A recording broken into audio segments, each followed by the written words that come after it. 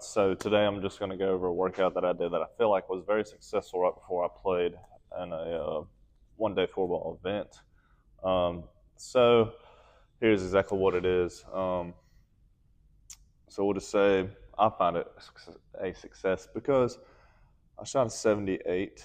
Um, I'm trying to just do better about recording my score and then how I felt after I played, and then what I did before. So essentially, just keeping a journal of the processes that I take, for myself to exceed the bounds of my success on my personal level.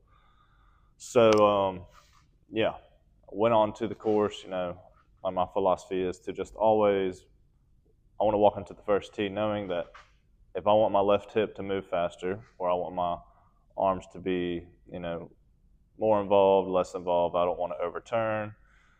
I really believe the hips are the main issue. That's not what I believe. I know that because you see that with all golfers. They're able to get inside the slot, keeping their arms down, and their hips are really what's helping get them through the ball impact. And that's why I see a lot of low back pain in golfers because of the patterns and recognizing the pattern that causes injury, which is your low back is trying to do too much work and your hips are not doing enough, or vice versa. Your hip does too much work and strains, and then you have to get your low back involved, and that's why it processes the way it does. So I started off with just doing light sled pulls and pushes. I only did I think 60 to 80 pounds.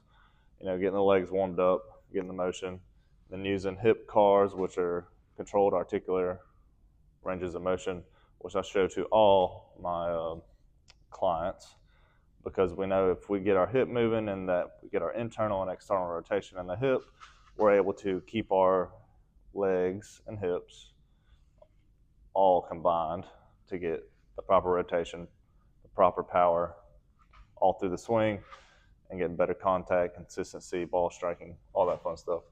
So, legs, hips, and then shoulders. So same thing, shoulder cars, just getting the rotation in there, making sure the tendons are all ready to warm up. So one of the important things for the golf swing that not a lot of people talk about or know about is the elasticity of a tendon. So that's why as we age, that you're not able to get as much power as you did when you were 16. So that's why all these 16-year-old golfers, that's why they can hit the ball so far and they look like they have so much speed. They don't have a lot of power, they have a lot of speed. So speed is what's going to, generate that, it's like a rubber band. So elasticity, you got to think of a rubber band. So let me grab something real quick to show.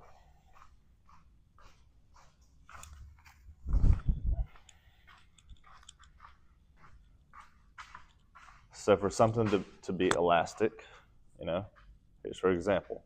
So a lot of younger golfers, they're very elastic. They pull back, we'll say this is a swing, you pull through and it's fast. Now as we get older, that's just the natural aging process. We can't all stay spring chickens.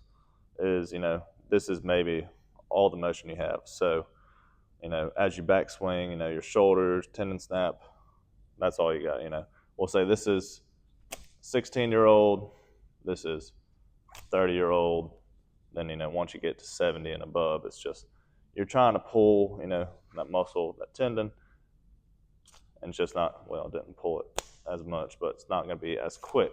So that's where we got a lot of ball speed, and that's why, when these younger players, they're getting here, and you see, like, their arms just really lag behind. They're able to get their hips through, and their arms are just that lever that continues through the swing to get that power. So that's why all my warm-ups include stuff that warm up the tendons. And so that's my warm-up. And then once we get to more of the exercises that really help perform those patterns, you will see increased performance in your play. So, and if you go through my reels, if you go through some of my YouTube content, you will see some of these exercises out. I try to upload them daily. All these may not be in there, but something very similar is. And if not, you can always give me a call, and I can show you some of the exercises, on the phone, in person, whatever it is. So, we got the landmine pull push, which is essentially you're starting low, going high, getting that upper body strength and getting, weighted, controlled ranges of motion with the weight, getting that power, warming up those tendons even more. And then I like to use kettlebells a lot. The DL stands for deadlift. So a deadlift is a huge component of warming up for me, making sure my hips are staying controlled, my core is, strong and stable. So that way that hip hinge pattern is in its proper place. So when I am standing over the ball, I know I have complete control over my core, my hips are staying stable. That's essentially a small motion of it, but that's the golf swing. You're in the golf posture, and a lot of it's, just rising a little bit, through the swing, pushing up through. And then that's where I go to the golf forever stick, staying rotation. That's just me getting the upper body rotation strictly without the hips involved. And then one of the last things I always like to do is a lunge, push to pull, or overhead lunge, push. Not a lot of pulling in it. Maybe some resisted pulls, but that goes along with the push. So this has probably become one of my favorite routines, especially after I realized, I shot a 78. I'd do something very similar to this before big tournaments. And this to me is the core thing to help my golf swing. I have gotten a few lessons, working on the small mechanics. It's very important to have a golf coach that helps keep those mechanics in play. But what I do here with my programming is make sure that our muscles are able to move through everything that they need to move through. So that way we're not just going up to the first tee, going up to the range, complete cold turkey, without our tendons ready to snap. So that's where we get all our power. And so what I noticed with this round that I did very well with was just my control, and that comes with the exercises that help, that really help me realize that I do have that control over my body. It's when we start to feel that lack of control of the body that we probably feel pain, and then you're putting that outside source of, I can't control it. My back's just not able to do the things I want it to do. So, and that's what I do with my programming, is make sure my clients are able to do the ranges of motion they want to do on the course. Some people can get away with it. They're just very great athletes. For me, it's very hard to not warm up, because I've played rounds to where my shoulder's aching and it hurts. Not many chiropractors or doctors or physical therapists would admit that. They're like, oh, I always feel good all the time.